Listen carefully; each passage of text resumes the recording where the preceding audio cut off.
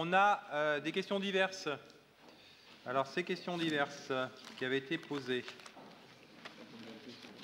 je ne sais plus où elles sont d'ailleurs.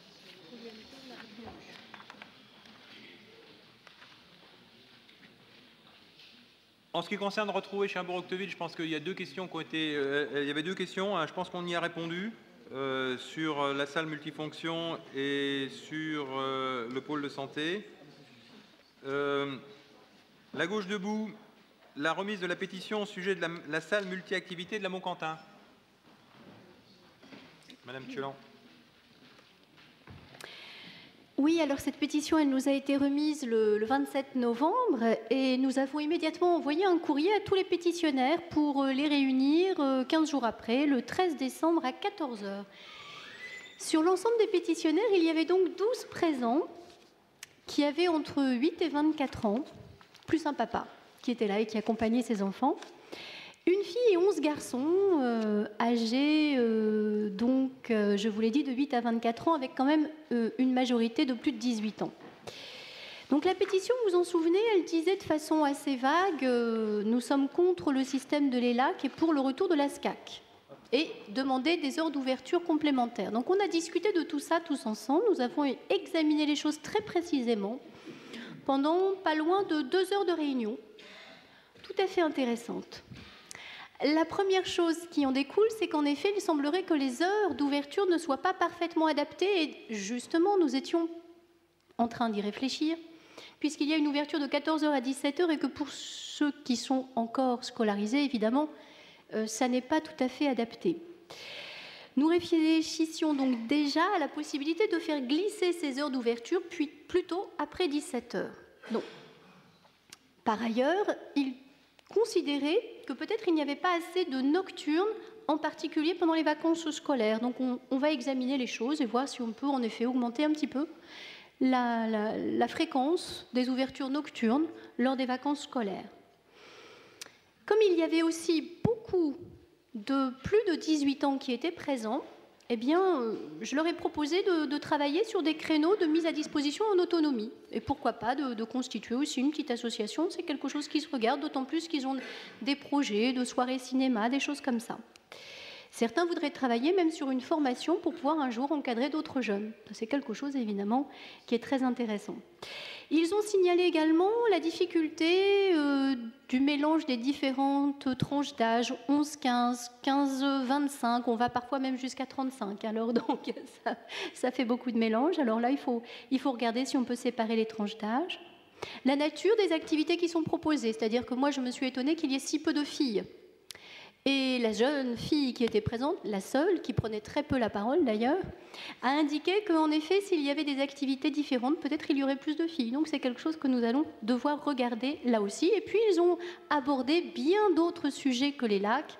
On a parlé aussi des stades, de patinoires, de l'ORU, etc., etc.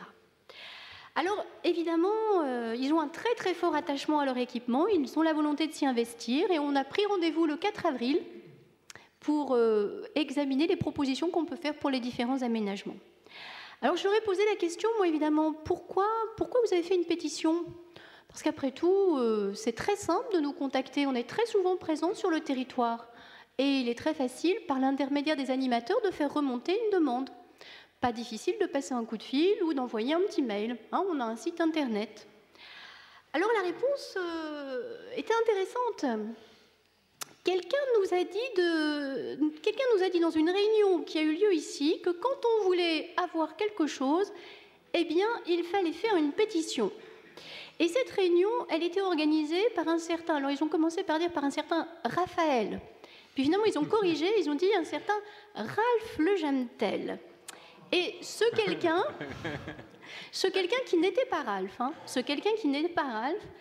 mais quelqu'un d'autre, eh bien, on peut lui conseiller d'indiquer aux différentes personnes qui souhaitent nous solliciter qu'il vaut mieux le faire par téléphone, qu'on peut obtenir un rendez-vous au maximum dans les 3 semaines à venir, que c'est quelque chose de très simple, que nous essayons d'être toujours le plus souvent possible sur le terrain. Donc cette personne qui était avec vous À cette réunion, eh bien, elle pourra désormais donner ce conseil à tous ceux qui souhaiteraient qu'il y ait de nouveaux aménagements. Nous sommes très ouverts, évidemment, à toute modification sur le genre de proposition que cette pétition proposait. Voilà. Ok, bon. Ah non. Moi, non. Ouais. D'abord, l'état des lieux des réunions de la Gauche Debout n'a pas à vous être fait, Madame Thiolan, mais en l'occurrence, cette réunion-là, on en a parlé dans le conseil municipal. Donc, nous avons expliqué que nous avons rencontré l'association des Amis de la Montcantin et qu'à cette occasion, il y avait des jeunes. Et que donc, sur cette réunion-là, a été posé le problème de la fermeture de la SCAC, et ça fait plusieurs conseils que sur la fermeture de la SCAC, j'interviens sur ce sujet. Si nous avons fait une réunion au niveau de la Montcantin et que l'association des Amis de la Montcantin est venue et que des jeunes sont venus, c'est que une promesse leur avait été faite lors du dernier mandat de revenir les voir par rapport à la fermeture de la SCAC.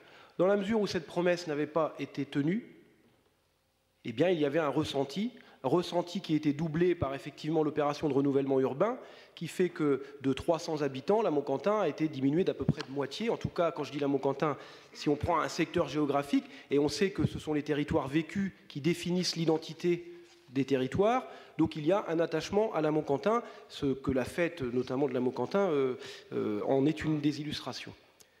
À partir du moment où des jeunes dont on considère qu'ils ne se structurent, enfin, comment dire, qu'ils sont éloignés, notamment de la Maison pour tous, puisqu'ils ont dit lors de cette réunion qu'ils n'allaient pas à la Maison pour tous. Bon, ça, on n'est pas obligé de le savoir, mais on le découvre en discutant avec eux. Ça avait surpris la personne qui gère la Maison pour tous, puisque dans le cadre de la préparation des conseils de quartier, j'avais vu cette personne-là, et je lui avais dit, mais les jeunes de la Montcantin ne viennent pas. Lorsque les jeunes ont dit, qu'est-ce qu'on peut faire? Mais bien sûr, c'est moi, Ralph Le Jamtel, c'est pas Raphaël, c'est Ralph. Je leur ai dit, mais vous pouvez faire une pétition. D'accord? La pétition qui vous a été mise, donc c'est moi qui ai dit de faire la pétition. Mais je n'ai pas à vous rendre compte de ce que je fais. Simplement, je le dis, parce que la pétition qui vous a été remise lors du dernier conseil municipal, elle a été faite par les jeunes. C'est-à-dire que lancer une idée dans le débat public, c'est pas manipuler des jeunes. C'est leur dire que la pétition est un moyen... Non, mais je termine. J'ai jamais dit ça. Oui, mais je termine mon propos. Parce que vous n'avez pas dit ça, mais vous avez quand même laissé entendre que les jeunes avaient été, comment dire... Si, non mais faut être concret. Même que ce soit dans l'implicite ou pas, si on reprend vos propos, on a le sentiment que la Gauche Debout a téléguidé une pétition de jeunes. Or, la Gauche Debout a fait une réunion dans un quartier. Je crois que M. Louiset a déjà pu remarquer que dans ce quartier-là, il avait voulu faire une réunion au moment des municipales, il y avait 0 personne. C'est pas vrai? Bon, ce qui veut dire que c'était difficile dans ce quartier-là d'avoir des réunions avec les habitants. Nous, en tant que groupe, nous l'avons refait, il y avait 10 personnes à la réunion qu'on a fait, des adultes et des jeunes. Ce qui veut dire qu'on a créé un lien sur le plan démocratique et on n'a pas du tout, on n'a pas du tout voulu faire une instrumentalisation politicienne de ça. On a simplement dit aux jeunes, j'ai simplement dit aux jeunes, parce qu'il se trouve qu'on a beaucoup de choses à faire, et ce soir-là, j'étais le seul du groupe à être à la réunion.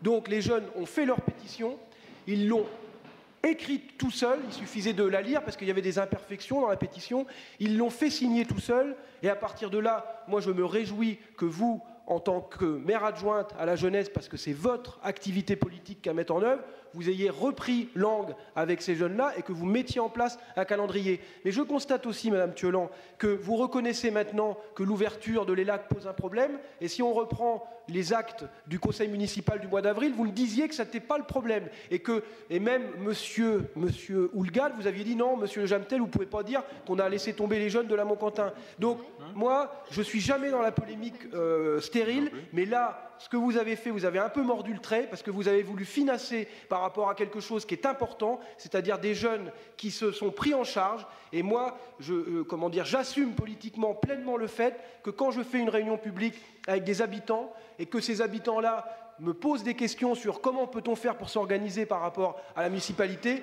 effectivement, j'exprime les choses comme moi je les vois. De la même manière que sur la question du forum, on est les seuls à avoir fait une réunion sur de la démocratie participative, ce que vous n'avez pas fait au niveau de la municipalité, de la majorité municipale. Il y a eu 70 personnes qui sont venues, dont des commerçants, qui nous ont dit, parce que les commerçants en question n'étaient pas des gens du front de gauche, il faut que ce soit le front de gauche qui organise les débats, et nous on leur a dit, bah, peut-être que vous pourriez, etc. Et c'est notre, c'est notre fierté politique de faire ce genre de choses.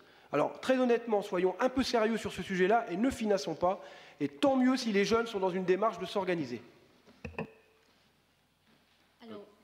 Au dernier conseil municipal, il a été question de l'ELAC.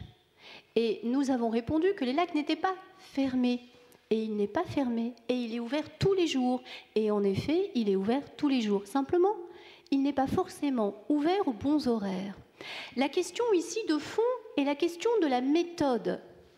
Moi, je ne parle pas d'instrumentalisation, je ne parle pas de manipulation. C'est vous qui utilisez ces termes-là, monsieur Le Jamtel. Mais je regrette que le premier conseil qui soit donné, ce soit de faire une pétition. Je regrette que ce soit le premier conseil. Nous sommes très présents sur le territoire, nous sommes très faciles à contacter, et laisser penser à ces jeunes qui avaient une revendication, leur laisser penser que le seul moyen d'action, c'est de faire une pétition et qu'il n'y a aucun autre moyen de faire venir un élu, je trouve que ça n'est pas tout à fait raisonnable. Vous auriez pu leur dire, il suffit que je dise à Madame Thiolan que vous souhaitez que les horaires soient modifiés et elle viendra vous voir immédiatement. Et si vous aviez fait ça, vous savez très bien que je l'aurais fait en effet. Et donc, encore une fois, leur laisser penser qu'on ne peut obtenir des choses des élus que sous la contrainte, que sous la pétition. Parce qu'une pétition, c'est une contrainte. Non, mais vous voyez ce que je veux dire. Ça suffit. Non, mais vous voyez ce que je veux dire. Non, mais là, moi, je coupe la parole parce que... Selon une méthode... Non, mais moi, je ne vous ai pas coupé la parole. Non, mais ça suffit. Non. La promesse qui n'est pas tenue... Moi, je suis très correcte, Horace. Moi, je suis correct, mais la promesse qui n'est pas tenue de la part des élus fait que la parole des élus chez ces jeunes était dégradée. Donc... Il ne faut pas considérer qu'une pétition, c'est une contrainte. Une pétition, c'est un moyen d'expression. Votre majorité avait fait une promesse à ces jeunes, vous ne l'avez pas tenue, c'est tout. Donc, à partir de là, ces jeunes-là étaient dans une démarche de, de ne plus croire en la parole publique. Hein. C'est pas comme si je leur avais dit, vous avez qu'à venir manifester devant la municipalité et de mettre le feu à des poubelles. Alors, soyons sérieux quand même. Non, bon, je crois qu'il faut... Je sais qu'il est tard, mais que nous sommes tous fatigués. Bah, mais il faut savoir raison garder. Précisément. Donc, moi, je récuse totalement cette idée que j'avais une autre méthode. Si tu souhaites d'autres méthodes, tu rejoins notre groupe et tu nous expliques les méthodes. Mais tu n'es pas dans notre groupe. Donc, nos méthodes, tu ne les discutes pas. Bon, allez. Ok. Bah, je remarque qu'il n'y a pas de discussion possible. Moi, je suis ouverte à la discussion et je suis ouverte au dialogue. Voilà. Bon. Bah si. Là, ce sont des leçons. Non, ce ne sont pas des leçons. On a le droit d'avoir des divergences d'approche sur les méthodes. On a des divergences. On n'a pas de. Voilà. On peut. Bon. Donc moi, quand je vois des jeunes qui me disent les promesses n'ont pas été tenues, je suis dans une démarche effectivement revendicative parce que notre groupe est dans une démarche de revendication d'un nombre d'éléments pour les habitants. Et notre groupe n'est pas dans la municipale. On le sait. C'est le vote du budget qui définit la majorité municipale. Donc, vous avez posé un acte politique en ne votant pas le budget, donc on sait que vous n'êtes pas dans la majorité municipale. Vous le saviez déjà parce que sinon... Oui, non, on le sait. Bon. On peut... Ah, je fais pas semblant. C'est pas sérieux de venir dire à un groupe, quand même, dire que... Non, bon.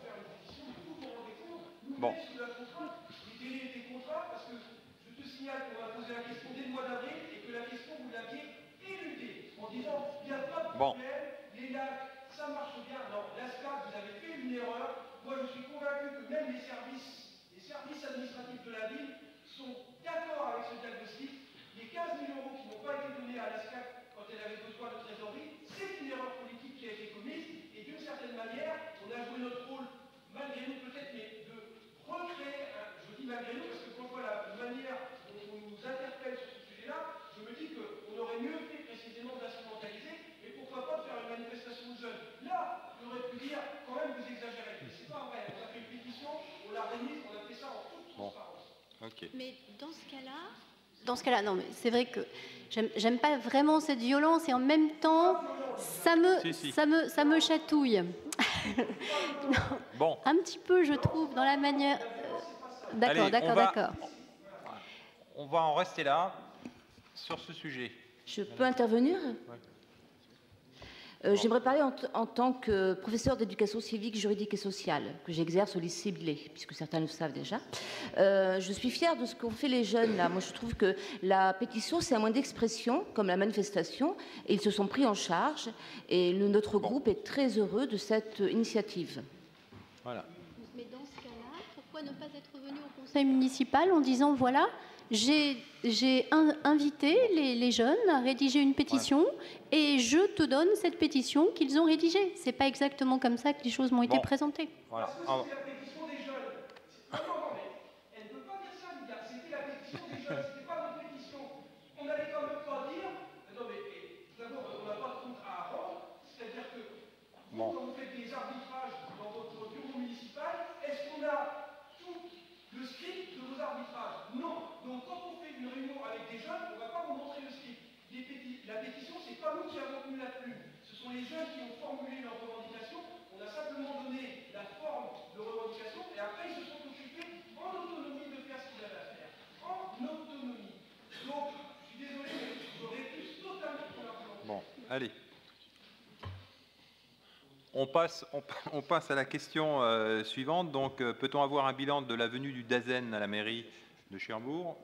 Lydia, tu veux continuer sur cet aspect?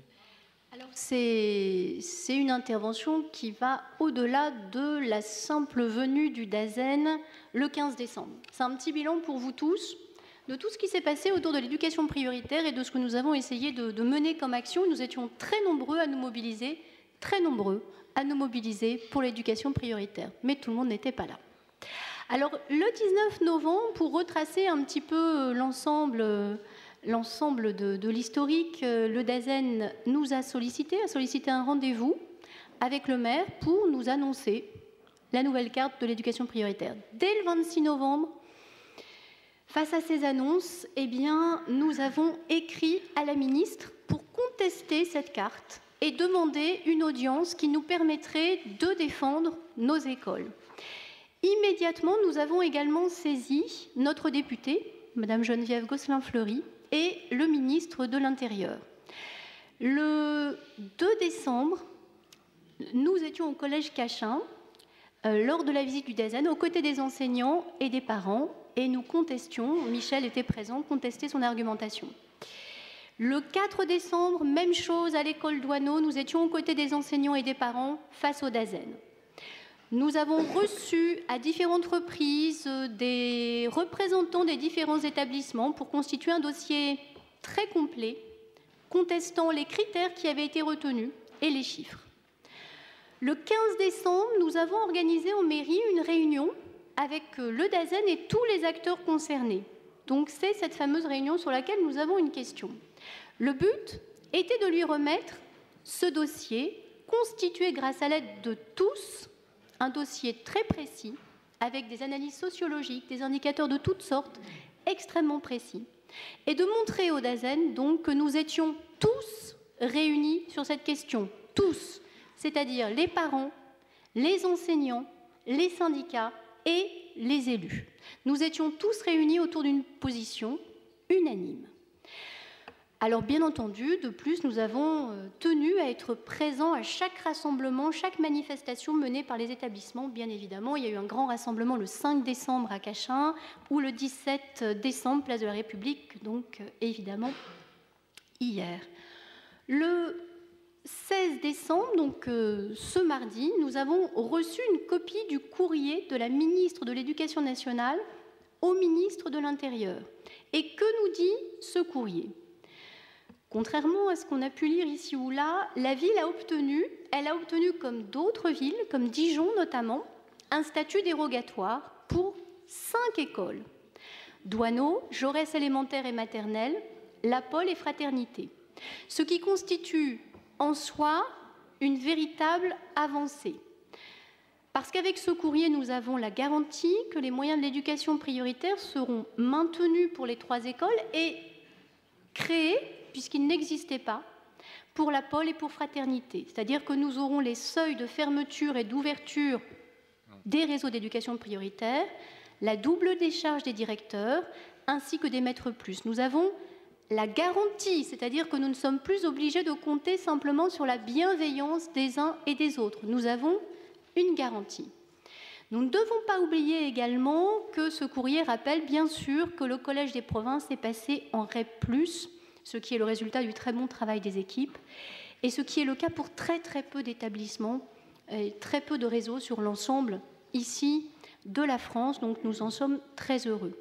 Tous ces engagements, ils seront formalisés dans une convention de priorité académique, une convention qui sera signée avant la fin de l'année scolaire entre la ville et l'État. Cette convention, elle va acter tous ces moyens. Ça n'est pas fini, ça n'est pas fini. Cette convention, elle sera reprise par ailleurs dans le volet éducatif du contrat de ville 2015-2020. Un contrat de ville qui est actuellement en cours de négociation et qui sera aussi signé par l'Éducation nationale. Donc tout cela va nous permettre de conforter la réussite éducative, de constituer à l'échelle de notre territoire ce fameux réseau d'écoles dont les équipes ont tant besoin. Si elles ne sont plus rattachées à un réseau d'éducation prioritaire, nous constituerons ce réseau qui leur permettra d'avoir des temps de concertation et de formation commune. Pour ce qui concerne le collège Cachin, nous allons demander la mise en place d'une veille. Chaque année, nous surveillerons ainsi les résultats, la progression, l'évolution plutôt de la mixité, le climat scolaire, et si les choses devaient se dégrader, même très vite, eh bien, nous irons évidemment demander immédiatement les moyens nécessaires. Voilà pour faire un point très complet sur cette question qui nous a tous énormément mobilisés ces derniers jours. Parfait. Madame Joly. Oui, juste pour information, l'école Robert Doisneau était encore en mobilisation cet après-midi dans le jardin public.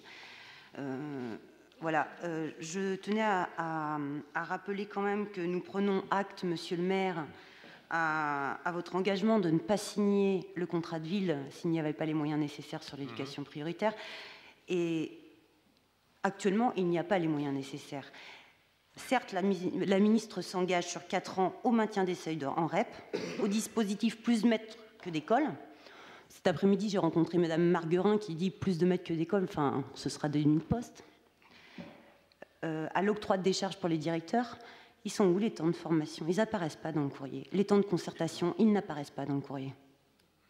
Mais ça peut faire l'objet justement, c'est ce qu'on évoque, c'est dans cette convention de priorité académique qu'on peut mettre ça en place et qu'on doit maintenant militer pour mettre ça en place. Oui. Donc il y a encore du boulot à faire. Exactement, exactement, c'est ce que je viens d'indiquer. Et c'est pour ça qu'on soutient complètement l'école Robert Doisneau de demander le maintien en REP+.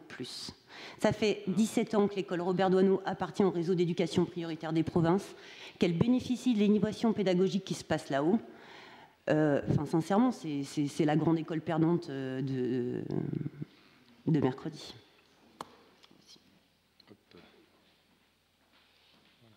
Perdante, je trouve ça trop fort. Je trouve ça trop fort.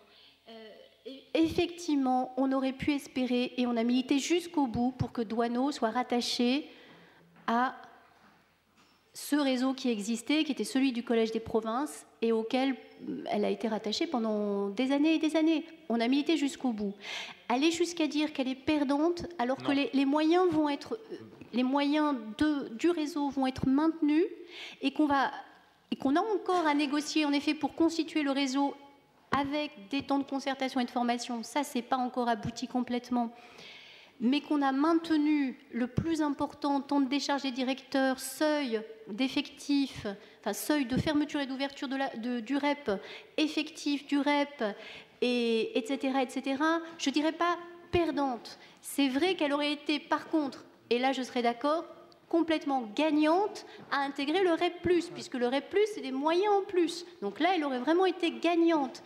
Aller jusqu'à dire qu'elle est perdante, attendons d'aller jusqu'au bout de cette convention académique pour le dire. Voilà. Et ne désespérons pas les équipes. Tout à fait. Globalement, ce qu'il faut quand même savoir, c'est qu'à la rentrée, aux rentrées 2015, 2016 et 2017, les moyens apportés par l'État au titre de l'éducation prioritaire sur la ville de Cherbourg-Octeville seront supérieurs à ceux qui ont été apportés à la rentrée 2014. Donc attention, soyons prudents dans notre communication. Il y a un effort conséquent qui a été fait, même si on aurait pu aller plus loin. Monsieur Le Jamtel, non? Pardon, excusez-moi. Dans cette affaire, vous comprenez bien que le symbole est aussi important que le résultat auquel on aboutit. On n'a pas suffisamment souligné la grande mobilisation des parents de l'école Doineau et une mobilisation dans la durée.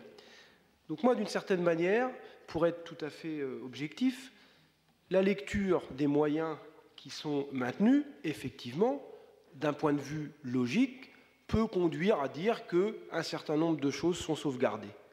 Sauf la concertation qui est incluse dans le réseau prioritaire plus de 9 jours par an par enseignant dans le premier degré. Ça, c'est quand on prend sur le plan analytique les éléments auxquels nous avons abouti. Mais ce qui est important par rapport à ce sujet-là, c'est la réaction des parents qui se sont mobilisés. Et c'est comment ils ont perçu ce détachement de l'éducation prioritaire. Qu'est-ce qu'ils ont dit? Eh ben, c'est un sacré cadeau de Noël. Et ils l'ont vraiment mauvaise, quoi. Mais pas, et ce n'est pas sur un, c'est-à-dire, ils ne raisonnent pas, et à juste titre, sur le plan de se dire finalement au global, c'est pas si mal, il y a quand même des choses qui ont été sauvegardées. Non, ils voient le résultat, on les sort de l'éducation prioritaire, et ils ont un sentiment que le service public d'éducation, eh bien pour eux, il ne sera pas aussi qualitatif qu'il pourrait l'être. Et s'ils ont fait quelque chose dans le jardin public de nouveau, s'ils sont venus manifester devant la mairie, s'ils n'ont pas mis leurs enfants le mercredi là où ils ont manifesté, c'est-à-dire s'ils ont fait une pétition qui a été signée par 170 personnes, et la pétition, je dois vous avouer, Madame Thiolan, que c'est moi. Mais cette fois-ci, c'est très bien. Non, mais je veux dire, franchement, c'est-à-dire que moi qui suis un enseignant et qui j'ai été syndicaliste, quand j'ai lu le courrier, dans un premier temps, je me suis dit, bah oui, il y a des choses. C'est vrai qu'en termes de compromis, il y a des choses. Ceci dit, la réaction, il faut la fonder sur comment les usagers perçoivent le sort qui va leur être fait. Ils le perçoivent extrêmement mal. C'est-à-dire qu'ils ne perçoivent pas ça comme un moindre mal, perçoivent ça comme un abandon. Et d'une certaine manière, là, je le cite très rarement au conseil municipal, mais la personne qui avait fait qu'au moment de l'éclair, Robert Doineau, parce que l'éclair, c'est en 2007, c'est le passage du réseau Ambition Réussite à l'éclair. C'est là qu'il y a eu les réseaux de soutien, enfin les RRS, dans lesquels il y avait Cachin et il y avait Jean Jaurès. Mais à ce moment-là, Doineau est resté rattaché à l'éducation prioritaire. Et je pense que c'est M. Cazeneuve qui avait souhaité ce maintien par rapport à la situation sociale, notamment de Robert Doineau. Géographiquement, Jean Jaurès était totalement un secteur qui donnait des élèves vers Cachin, donc de fait, elle passait en RRS. Mais à cette époque-là, à Doineau, c'était très très compliqué. Ça l'est toujours, mais c'est une école où il y a davantage de familles dont les deux parents travaillent. Donc, il y a eu une évolution sociologique de Robert Doineau entre il y a 10 ans et maintenant. Mais il y a toujours beaucoup de familles qui ne travaillent pas, donc il y a toujours des familles qui viennent des quartiers prioritaires. Et il faut quand même bien considérer que cette petite mixité sociale de Robert Doineau, c'est fondamental par rapport au vivre ensemble, par rapport à l'identité du quartier, de l'avenue de Paris, par rapport à ce secteur-là de Cherbourg. C'est-à-dire qu'on est des citoyens cherbourgeois et ils ont un sentiment, un certain nombre de citoyens de ces endroits, d'être des citoyens de seconde zone par rapport à certaines choses. Et ça, c'était quelque chose qui était important pour eux. Donc moi, monsieur Houlgat et madame Thiolan, je vous invite quand même, par rapport à ce sujet-là, à bien prendre la mesure de ce sentiment que c'est quand même un échec, que Doineau ne reste pas, enfin, ne rentre pas en réseau prioritaire plus, comme les autres écoles du quartier des provinces. De ce point de vue-là, je suis absolument d'accord. Ce qui est important, c'est aussi les symboles. Et là, on a beau avoir les moyens, quand on n'a pas le label, les choses sont perçues de façon complètement différente. Et dans un premier temps, on a lutté de toutes les façons en disant il nous faut le label, donc il nous faut un rattachement à un collège, quel que soit le mode de rattachement au collège, puisqu'il n'y a pas de réseau sans collège. Il faut forcément un collège pilote. Et que nulle part en France, on a un réseau d'éducation prioritaire labellisé comme tel, sans collège comme pivot.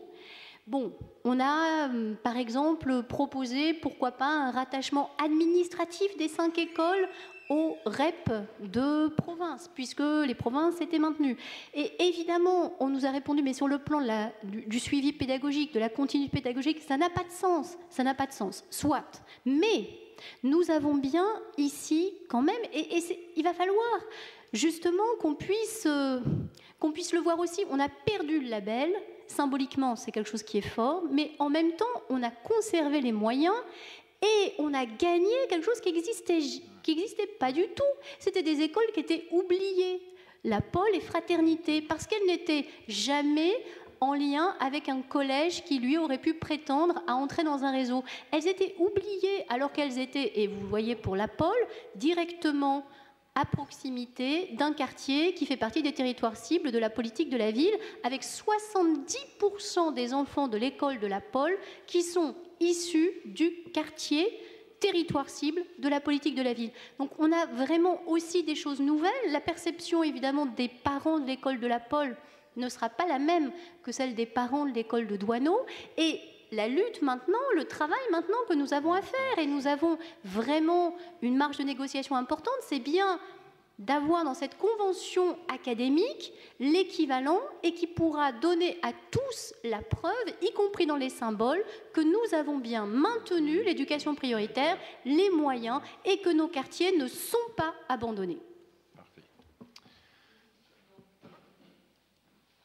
Je me permets donc rajouter dans les conventions la formation et les temps de concertation qui n'apparaissent pas.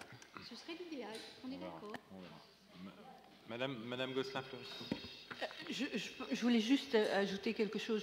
Je pense que vous avez le courrier sur les yeux et quand même il est écrit noir sur blanc. C'est pourquoi, en réponse à votre mobilisation, je suis en mesure de vous annoncer que le collège et ses écoles, l'école maternelle Jean Jaurès, l'école élémentaire Jean Jaurès, l'école primaire Robert Douaneau, disposeront de moyens qui relèvent des territoires de l'éducation prioritaire. Si on a cherché à rattacher l'école Douaneau au REP+ des provinces avec un certain nombre d'arguments, ce qui systématiquement nous a été répondu, c'était les chiffres des dernières années, c'est qu'en moyenne, 1 voire au maximum 2 élèves de Douaneau allaient au collège des provinces. Et que donc le rattachement au collège des provinces était très factice puisqu'il ne correspondait pas, ce n'était pas là où les élèves de Douaneau allaient ensuite au collège. Bon.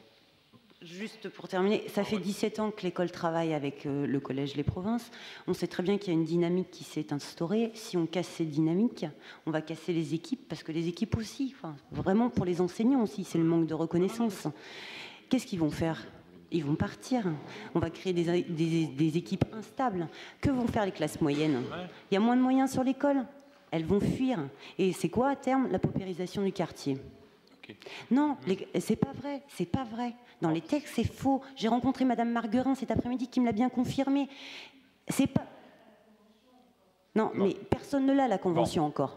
Alors, on a des éléments à négocier, on a un réseau à reconstituer. Moi, je vous propose d'en rester là. Je crois qu'on aura l'occasion d'en redébattre. Qui a été donné par Madame Gosselin, vous ne l'aviez pas utilisé jusqu'à présent, c'est celui des élèves de Douaneau qui vont aux provinces. À plusieurs reprises, le comité exécutif du réseau a fait la demande qu'un transport soit mis en place qui monte de l'avenue de Paris vers les provinces. Donc, d'une certaine manière, la collectivité, par rapport à cette réponse-là, elle a une responsabilité. C'est-à-dire que des parents l'ont redit. Si un transport a été mis en place, davantage d'élèves pourraient se rendre. Et il faut regarder sur les 10 dernières années le nombre d'élèves qui vont mais on ne peut pas dire qu'il y a un tropisme qui est autour de Cachin et uniquement autour de Cachin et qu'à la marge, quelques élèves montent vers les provinces. Il faut regarder ça sur les 10 dernières années et voir les raisons pour lesquelles davantage d'élèves ne montent pas vers les provinces. D'autre part, c'est quand même un peu quelque chose qui est évolutif, tout ça. Étant donné que les provinces rentrent dans une démarche où il y a des moyens supplémentaires, il y a une visibilité différente de ce qu'est l'éducation prioritaire, il y a une image qui évolue, eh bien, il y a fort à parier qu'effectivement, là où il pouvait y avoir de l'évitement à une certaine époque de la part de certaines familles, là où il y avait une certaine image du collège des provinces qui était une image pas toujours très bonne chez certaines familles de quartiers populaires, notamment dans ces endroits-là. Donc, il y avait un pari à faire, un pari de dire peut-être que ça sera plus équilibré entre ceux qui vont à Cachin et ceux qui vont aux provinces. Donc, on ne peut pas raisonner sur cette... Je pense que Monsieur le Dazen ou les services de l'éducation nationale n'ont pas pris les bons éléments pour décréter que Doineau devait être en dehors du REP+. D'ailleurs, ils ont parlé à Caen d'anomalie administrative, ce qui est un terme tout à fait remarquable et remarquable de violence symbolique pour le coup. Et là, c'est une vraie violence, quoi. Et donc, franchement, là, il y a une erreur qui est commise parce que le recteur, écoutez, le recteur, quand il y a eu le reportage qui est passé sur la mobilisation de Doineau, il était à France 3 Normandie, il voit les tours d'immeubles, il dit oui, c'est la pauvreté urbaine. Bon, il y a de la pauvreté rurale aussi, alors vous savez, il fallait bien qu'on... Mais qu'est-ce que c'est que ça, le fait d'opposer des pauvretés? Mais moi, j'ai regardé ce reportage-là, mais franchement, il y a où se taper la tête contre les murs, quoi? Qu'est-ce que c'est que cette légèreté avec laquelle un recteur a pu traiter... Mais c'est la vérité, monsieur Houlgate.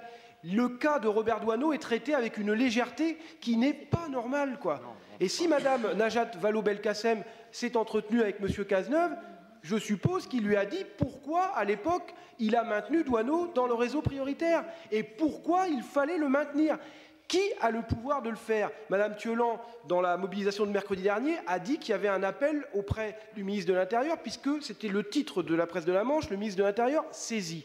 Bon, très honnêtement, moi, en toute bonne foi, je pensais que Robert Doineau serait rattaché au réseau des prioritaires plus, et je me serais dit, quand même, s'il faut toujours en passer par un ministre de l'Intérieur pour régler le problème de l'éducation nationale, c'est dommage qu'il ne soit pas ministre de l'éducation nationale. Mais bon, ceci dit, j'aurais dit, voilà, c'est bien, tant mieux pour les chers bourgeois. Mais là, je ne comprends pas pourquoi Doineau n'a pas été maintenu dans l'éducation prioritaire. On aura l'occasion d'en reparler justement lors de la négociation de cette fameuse convention académique de réussite éducative. Je propose de continuer notre... on a encore quelques questions. Le budget de 20 000 € pour Picno. Muriel, rapidement, c'est juste... Oui, rapidement, puisqu'on en est qu'au début, finalement, effectivement, on a demandé une enveloppe de 20 000 € pour réaliser une étude d'ensemble d'aide à la décision concernant l'avenir du site Picno. Donc finalement, ce qu'on appelle une AMO, une assistance à maîtrise d'ouvrage, avec trois phasages finalement. Le premier, c'est effectivement diagnostiquer un petit peu l'état du site, parce que c'est un site qui vieillit, je pense que vous connaissez tous ce site, recenser les utilisateurs qui sont divers et variés, analyser les potentiels et les contraintes du site, parce qu'il y en a aussi. Ensuite, c'est proposer des scénarios de réappropriation du site. Et puis ensuite, c'est étudier ces différents scénarios, calculer les enveloppes financières, les calendriers possibles, et puis effectivement, retenir un scénario, et puis travailler à partir de ce scénario qui budgétairement et calendairement sera bien cadré. Voilà aujourd'hui où on en est. Donc on en est au pré-démarrage de l'étude. Le projet de baptiser une rue ou un bâtiment Nelson Mandela, qui apporte des éléments de réponse... je peux vous dire qu'il y a une place Mandela donc, comment dirais-je, à Équeurdreville. Les dénominations de places, même ça appartient au symbole. On a inauguré l'esplanade de la laïcité. Dans notre perspective, si on a un jour une place nouvelle à inaugurer ou si on a une rue nouvelle, il faut trouver laquelle. Donc c'est quelque chose qui peut être dans les tuyaux, mais on avait priorisé le fait de favoriser plutôt un nom de femme.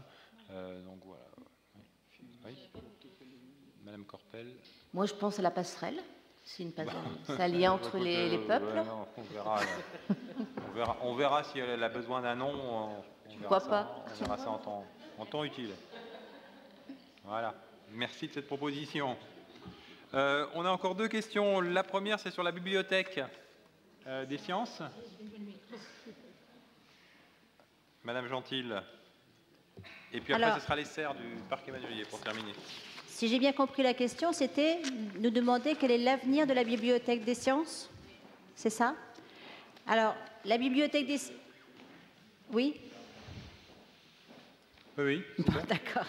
Alors, je vais commencer par expliquer d'où elle vient, très très brièvement, parce qu'il est effectivement très très tard. Donc, la bibliothèque des sciences a été donc est gérée par la Société des sciences de Cherbourg, qui a été créée en 1865 et qui s'appelait alors la Société impériale des sciences naturelles de Cherbourg. Et c'est en 1900 que Emmanuelier a légué à la ville de Cherbourg un de ses immeubles pour qu'il soit à la disposition de la Société des sciences, pour qu'elle y loge sa bibliothèque et tenir ses séances. Donc, on remonte. Donc, nous, la convention qui nous lie à la Société des sciences, c'est une convention qui est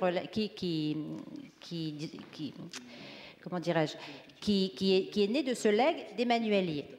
Et donc, dans le testament d'Emmanuelier, il était précisé aussi que la ville fournisse à la Bibliothèque des sciences un bibliothécaire et à Castille la maison ad hoc, ça je cite les termes du testament. Donc aujourd'hui, la ville s'acquitte toujours de ses obligations, qui datent de cette époque-là, en mettant à la disposition de la Société des sciences un bâtiment que vous connaissez, donc, qui est dans le parc Emmanuelier, avec une entrée sur la rue Bonhomme, et en mettant également à la disposition de la Société un agent municipal qui est chargé de l'accueil des usagers, du secrétariat, de la gestion des fonds, du catalogage, du traitement matériel des ouvrages et de la salle de lecture. Donc voilà exactement où on en est. Les activités de la Société des sciences sont des activités variées, même si elles ne sont pas toujours très, très spectaculaires pour des gens de l'extérieur. Ils organisent des conférences, des expositions. La Société des sciences participe également aux Journées du patrimoine, par exemple, ou à la Semaine des sciences. Ils organisent des sorties découvertes. Ils produisent des mémoires. En novembre dernier, ils ont réédité une biographie d'Emmanuelier, par exemple. Je crois que M. Houlgat était à la remise, à la ressortie de cette nouvelle édition, par exemple. Et puis aussi, quelque chose qui est extrêmement important pour nous, c'est la restauration des herbiers, en partenariat avec l'ANDRA. Et enfin, la dernière de leurs activités, qui est de plus en plus modeste, c'est l'accueil de groupes adultes et de groupes scolaires. Bien sûr, nous sommes en relation étroite avec la Société des sciences. Moi, j'ai rencontré plusieurs fois le nouveau président de la société, qui est Rémi Ancelin, qui est un entomologiste. Et donc, nous contribuons bien sûr à encourager tous les projets de la Société des sciences que nous soutenons, que ce soit par l'amélioration de la conservation des fonds, que ce soit par l'amélioration aussi du fonctionnement de la société, qui a connu des hauts et des bas. Et donc, il a fallu aussi travailler sur la révision de ses statuts, ce qui n'est pas complètement terminé, et sur la nomination d'un nouveau directeur, et aussi en incitant aussi au rayonnement de la bibliothèque, en mettant en place des partenariats ponctuels sur des actions spécifiques. Bon, force aujourd'hui est de constater que la Société des sciences, aujourd'hui, a des activités qui sont plutôt au ralenti sur certains points. Cette société compte actuellement 51 membres adhérents, et on peut dire que seules les personnes du bureau sont présentes aux réunions et portent les projets de cette société. La société, par exemple, a aussi arrêté de participer au forum annuel des associations. Et surtout, ce qui nous inquiète actuellement, c'est que le lectorat vient très, très, très rarement à la bibliothèque. Je peux vous donner quelques chiffres. En 2013, par exemple, la bibliothécaire nous a indiqué qu'il y avait 1 à 2 consultations sur place par mois, 6 à 8 prêts mensuels en moyenne pour un total de prêts en 2013 de 92. Donc, c'est vrai qu'on peut dire que les activités sont particulièrement ralenties. Donc, en accord avec le président de la Société des sciences, la ville a décidé de baisser légèrement sa subvention, puisque cette subvention qui était jusqu'en 2013 de 11 000 € est passée à 7 434 €. Elle consistait essentiellement à acheter des ouvrages et la Société des sciences achète de moins en moins d'ouvrages. Donc, la somme qu'on leur proposait a été estimée suffisante. Il y a eu beaucoup d'achats par le passé, mais là, de moins en moins importants. Et puis, ce sur quoi aussi nous discutons en ce moment avec la Société des sciences, c'est le devenir de l'agent que la ville met à la disposition, donc qui est Madame Sinor. Madame Sinor, les tâches de Madame Sinor se sont considérablement réduites parce que la Société des sciences a décidé que l'archiviste faisait une partie de son travail. Et donc, là, ce qu'elle est en train de faire, c'est de numériser des notices bibliographiques des fonds anciens. Elle a presque fini ce travail et il lui arrive très très fréquemment de passer une semaine sans voir personne, vu le peu de fréquentation que l'on peut noter à la Bibliothèque des sciences. Donc, elle a souhaité, c'était sa demande aussi, elle a souhaité pouvoir désormais occuper cette mission qui ne lui prend pas un temps énorme à mi-temps et réintégrer la bibliothèque municipale pour l'autre mi-temps. Donc ça, ce sont des discussions que nous avons menées avec Monsieur Ancelin, qui est tout à fait conscient de la situation et qui pense effectivement que travailler à longueur de journée, à longueur d'année dans un endroit, une bibliothèque aussi magnifique soit-elle, toute seule, ça n'est pas évident, surtout si elle a peu de tâches à faire. Donc voilà où on en est pour l'instant de cette situation. Okay. Monsieur Jamtel. Oui, vous n'avez pas lu. Enfin, tu voulais réagir? Oui. Non, c'était juste pour dire que vous n'aviez pas lu la question 1, mais quand vous la lirez, Monsieur Houllegatte, on veut bien avoir une réponse par écrit dans les jours qui viennent pour réduire un peu parce que c'est une question assez longue. Ça avait trait à la sécurité devant les écoles, donc vous avez dû l'oublier. Non, mais voilà, c'était juste une parenthèse. On fera une réponse. On fera une réponse. Oui, je ne sais pas si je ferai une réponse écrite ou si j'organiserai une réunion. Parce que très sincèrement, sur les deux secteurs dont vous m'avez parlé, voilà, il y a plusieurs versions. En particulier la version des autocaristes et la version de nos services, puisque nous avons participé sur un certain nombre de choses. Les aménagements ont été faits en pleine concertation avec tout le monde. Donc il y a eu des évolutions depuis. Donc je préférerais qu'on puisse en discuter entre nous, avec l'ensemble des parties prenantes, pour bien mettre sur la table la totalité des problèmes.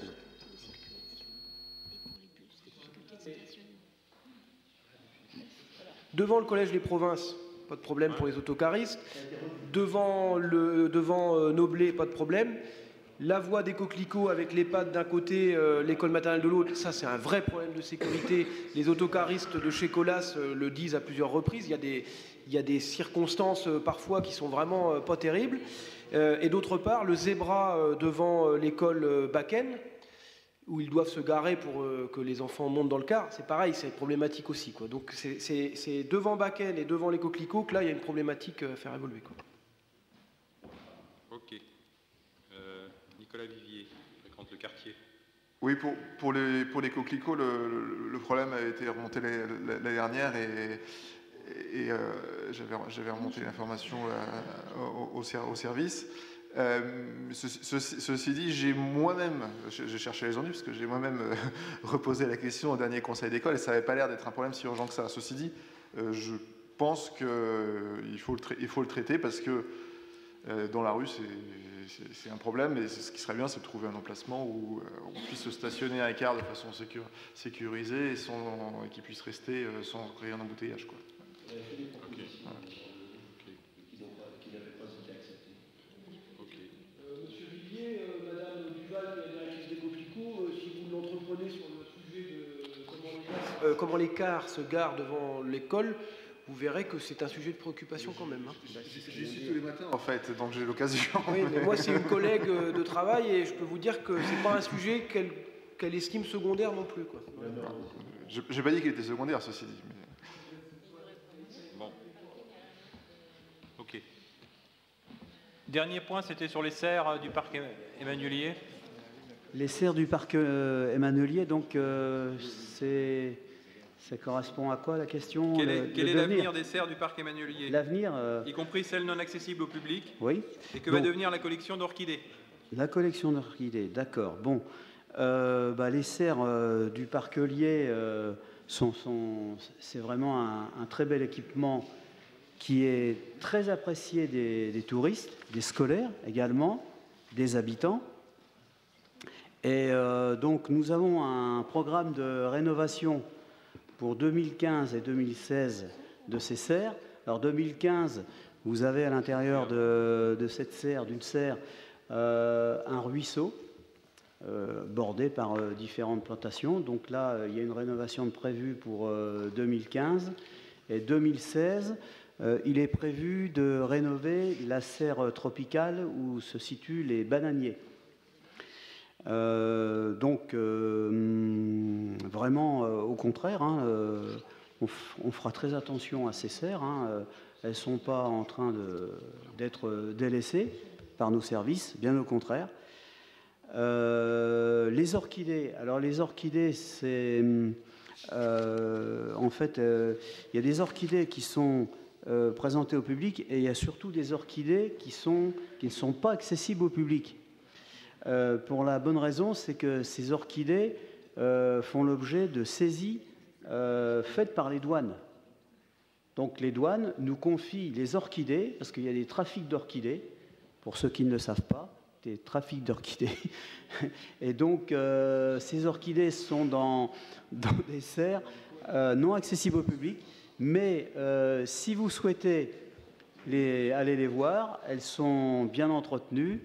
Et je vous invite même en groupe ou personnellement, à demander une visite dans ces serres inaccessibles au public normalement, en prenant contact avec le responsable des serres. Bien au contraire, vraiment, il se fera un plaisir de vous faire d'ailleurs une petite visite et puis de vous guider dans ces serres. Donc, ces serres ont plutôt un bel avenir, très apprécié. Mais il y a des réductions en fait de visite pour les serres parce qu'en fait on peut plus les visiter le week-end et les serres ferment à 16h. Donc pour les gens qui travaillent, c'est un peu embêtant quand même. Ah oui. Oui, il y a eu des horaires, des nouveaux horaires. Bon, maintenant, on peut regarder pourquoi les horaires ont été réduits, mais toujours la même chose. C'est peut-être pas les mêmes horaires l'été et l'hiver. Vous avez aussi des conditions de sécurité dans les parcs, comme aussi au jardin public. Il n'y a pas d'éclairage public. Donc, dès que la nuit tombe, à partir de l'automne, pour des raisons de sécurité, ça ferme. On ne peut pas trop non plus laisser dans la pénombre les parcs ouverts. On va regarder ça. On va regarder. Parce que le week-end, ce serait quand même bien que ce soit ouvert quand même pour les Cherbourgeois. On va voir pourquoi c'est fermé le week-end et si ça demande du personnel particulier. On va regarder. Voilà, je propose sur ce bouquet d'orchidées de terminer notre conseil municipal en vous souhaitant à toutes et à tous de bonnes fêtes de fin d'année.